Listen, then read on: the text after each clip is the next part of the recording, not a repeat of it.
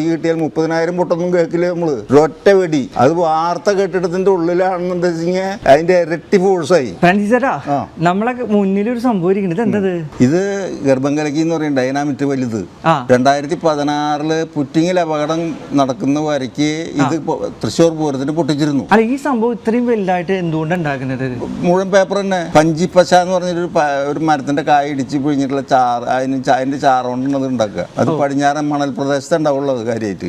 അപ്പൊ അത് ഇടിച്ചു പിഴിഞ്ഞ് ചാറ് എന്ന് വെച്ച് കഴിഞ്ഞാൽ അത് വേനൽ വർഷത്തിന് അതിന് ക്ലൈമറ്റിൽ മാറ്റം വരില്ല.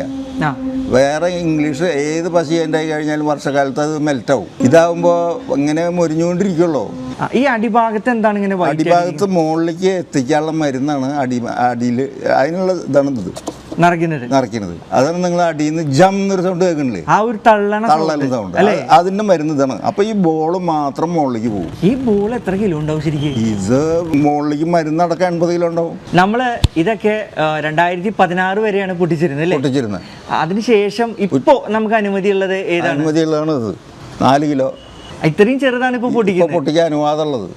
അപ്പൊ ഇത് മേലെ പോയിട്ട് പൊട്ടുന്നതാണ് ഇപ്പൊ നമ്മള് സാമ്പിളിലും പകൽപൂരത്തിനൊക്കെ കാണുന്നത്.